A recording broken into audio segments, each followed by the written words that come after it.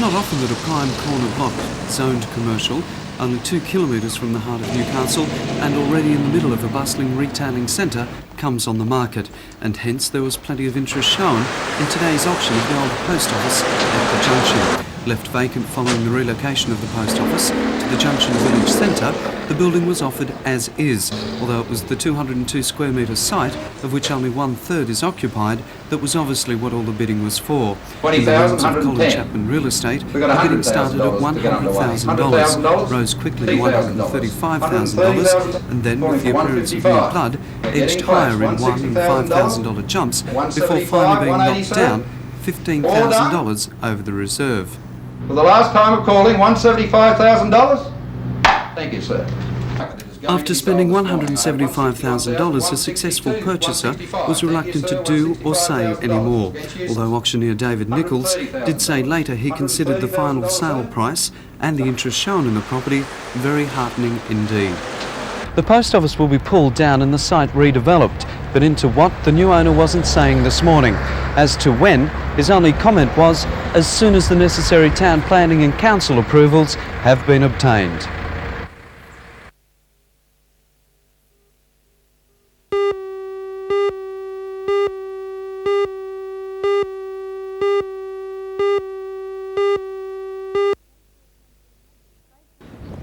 Trades Hall Council had been asked by the Newcastle East End Residents Group to impose a moratorium on the project. At a meeting this morning, the decision was made not to impose bans, but to seek an urgent meeting with the Minister instead. Trades Hall Council President Dennis Nichols said the Housing Commission project had attracted bicentennial funding the Council would not like to see diverted. Mr Nichols said planning for the project had also advanced to such a stage that bans would not be appropriate. Members of the Newcastle East End Residents Group are concerned that the development will be too high, too dense and will cause traffic problems. Trades Hall Council hopes that by putting these objections to the Minister, the plans may be altered to comply with residents' wishes.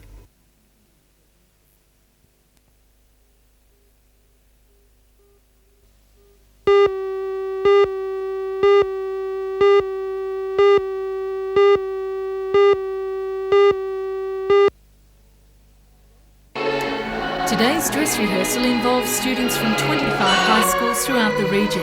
The program includes 2 operas, the first being The Stone Wall, the second Oscar Wilde's Legend of the Happy Prince.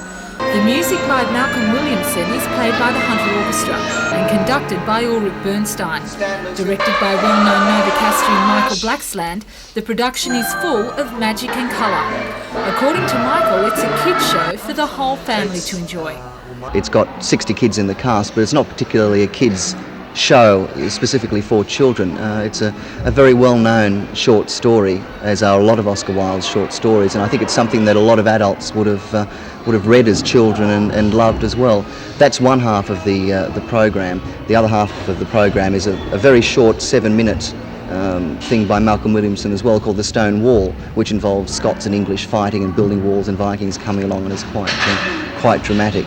The Happy Prince will give its first performance for schools tomorrow and will then be on show for the public until November the 1st.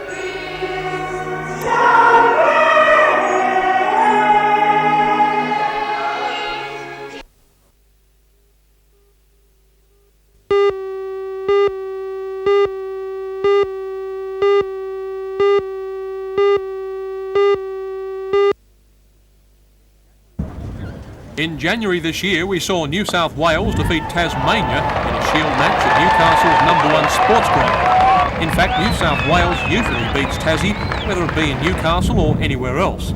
But times do change, and with the latest New South Wales side, including some young selections, and Tasmania at home in Hobart, this opening Shield match could be extremely interesting.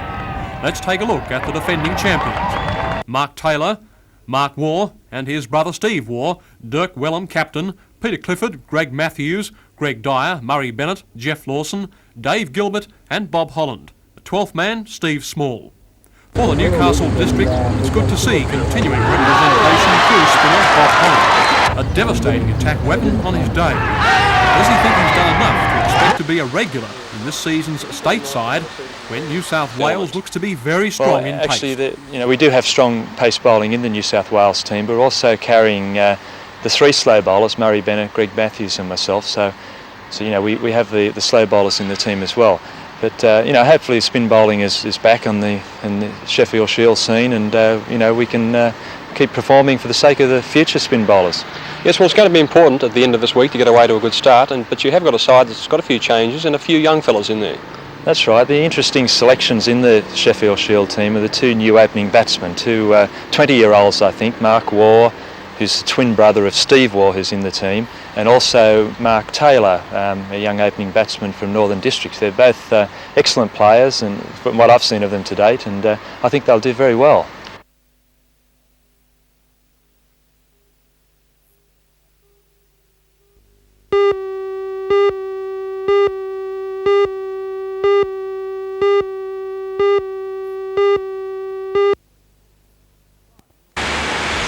Firemen first called for the day shortly after 12:30 this afternoon when an engine returning from another call noticed smoke. An investigation revealed the front section of the steel and weatherboard OK Tire Service building on Maitland Road, Islington, was well and truly alight. When other units arrived, smoke billowed from the building and flames leapt skyward through the wall and roof sections. There was early concern the fire might spread to a house behind the building or to another tyre outlet next door. Firemen quickly contained any possibility of the fire spreading and turned their attention to an even greater worry. As the building collapsed and the blaze continued, there were fears that an elderly man who owned the shop may still have been trapped inside. Firemen's breathing apparatus searched the downstairs front section of the building where they believed the fire began. They found no trace of anyone who may have been trapped and turned their attention to the upstairs section.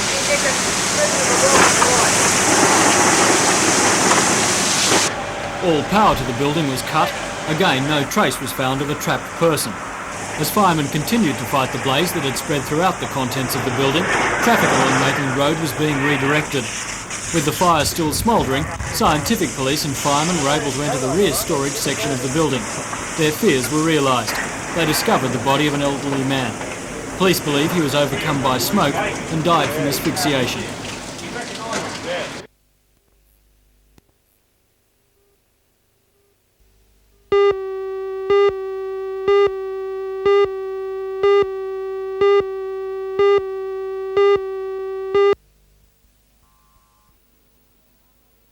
Roger Peters is now running relaxation classes for anxiety Year about what's 12 going to happen students. if I don't get a good Says mark. that correct I think they're attitudes under and a approaches to considerable study amount are of important, and that bad techniques can affect the final result.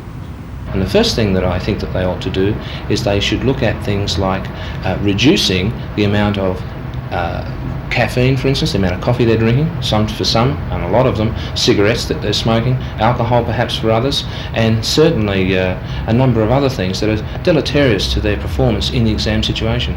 How important is relaxation for HSC students? Relaxation is the opposite of tension, and we know that anxiety and tension go hand in hand. When the mind is anxious, the body is tense. So consequently, we believe that by relaxing the body and relieving the tension, you'll in part relieve the anxiety. What's the worst thing that students can do during their study time? I think the worst thing that they can do is probably take artificial stimulants. These are known as uppers or amphetamines. These have a deleterious effect on memory, as indeed I might say so would excessive amounts of alcohol, caffeine or tobacco. When the exam day finally arrives, some helpful tips may come in handy. A good night's sleep is important. You'll feel more relaxed if you enter the exam room well rested. Have a confident approach. Revise prepared summaries. Don't waste time trying to cram in new facts you'll probably forget. Arrive early at the exam room. Read all examination questions carefully. It's a good idea to allocate specific time to this approach.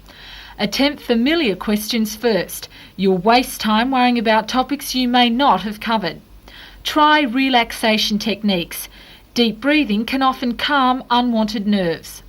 This year's high school certificate will begin next Tuesday for more than 2,500 Year 12 students across the Hunter Valley, the first paper traditionally being English. The most important thing to remember is that for most students, in 3 weeks' time, it will all be over.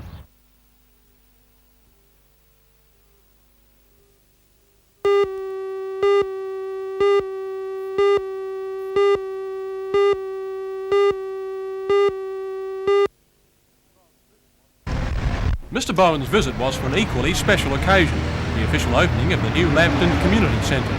The accomplished Broadmeadow High School band assembled on the pavement outside the new centre, entertaining the crowd. Inside, guests were being entertained with a variety of performances from other local schools. The former Savoy Theatre is now a magnificent community centre, thanks to a community employment program project.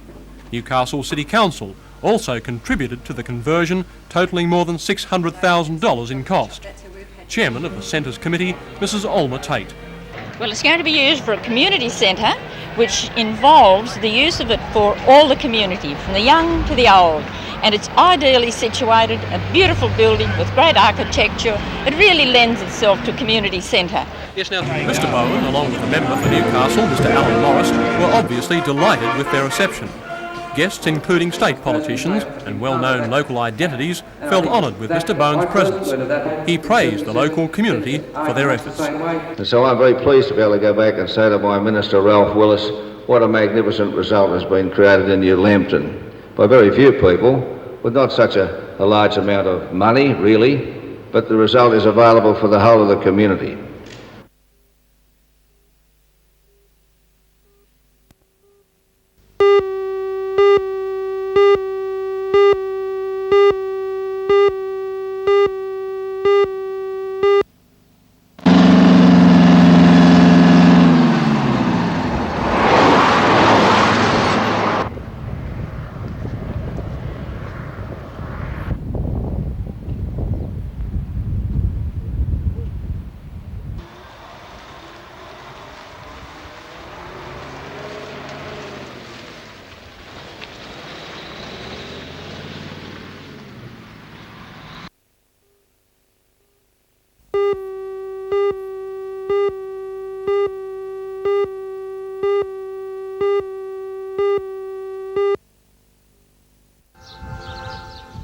A Thanksgiving Eucharist for the centenary of the dedication was held at St Peter's this morning.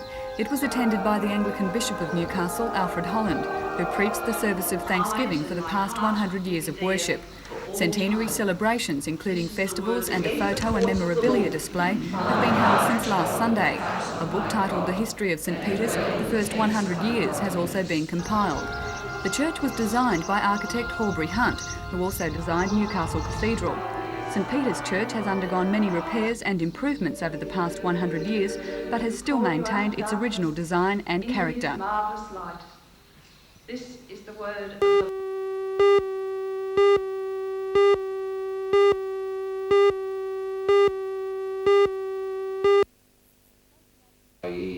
The association has been concerned for some time about the public's views and attitudes to the hospital health system. Today's meeting was addressed by Dr Owen James, the Regional Director of Health, representatives from local hospitals, Newcastle University and various health services. A broad cross-section of groups from the community were invited and given the opportunity to voice their concerns. After 3 hours, a resolution was reached. The Hunter Medical Association was asked to convene another meeting in a month's time with a view to establishing a regional health board. The president of the Hunter Medical Association, Dr Ian Walker, says the board would be established as a broad-based community body, acting as a go-between in matters relating to hospital health care. And the health institutes, we are already seeing a trend towards our elderly.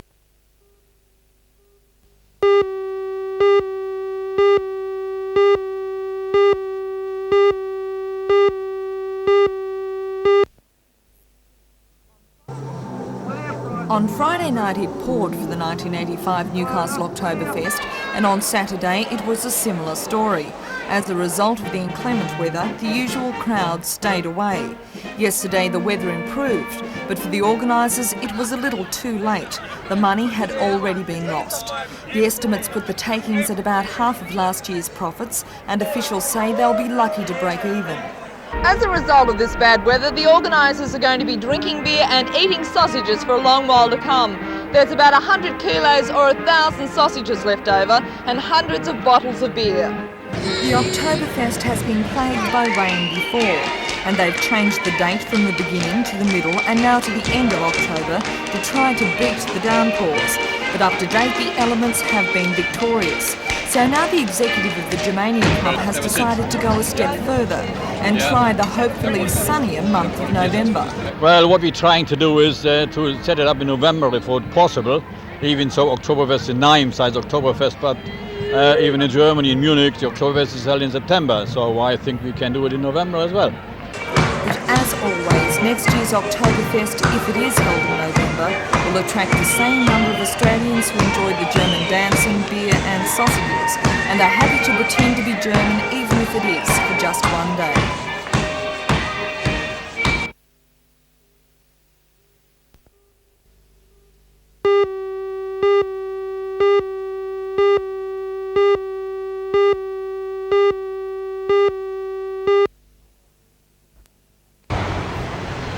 The development, if approved by the administration, will be built by the YMCA in Elmore Vale Park on Crowds Road. The land, which is owned by the administration, will be donated to the project, and money will be sought from the federal and state governments as well as the YMCA to provide the $750,000 necessary to build the centre. Spokesman for the YMCA, Kevin Moon, says the multi-purpose facility is badly needed in the rapidly growing area. Well, it's important for the people of Elmore Vale, and I believe it's also important for the YMCA because this is a growth area.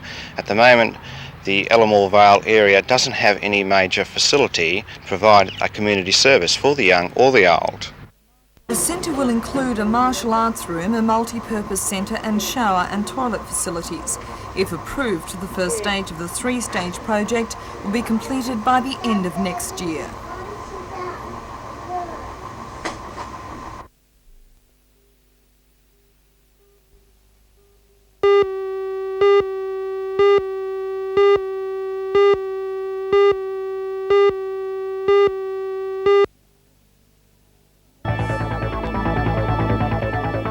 Across the Hunter Valley today, students sat behind desks like this one to sit for their first high school certificate paper.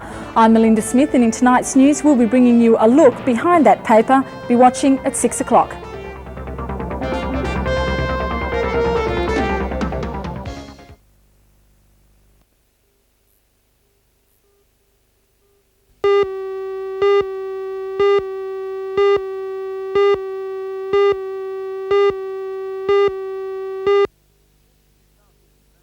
The Newcastle International Sports Centre was the venue for a hugely successful rodeo in January this year. The Australian Rough Riders Association is calling the venue the best in Australia and alongside the best in the world. Both days this weekend it's on again with the staging of the Steel City Stampede. With the ISC still new to hosting rodeos, I suggested to co-promoter Bob McLean that the Riders Association has wasted no time in giving it high praise. Yeah, that's true. It is a big rap, but the venue's there for the big rap, and the crowd is just unbelievable at first rodeo we held.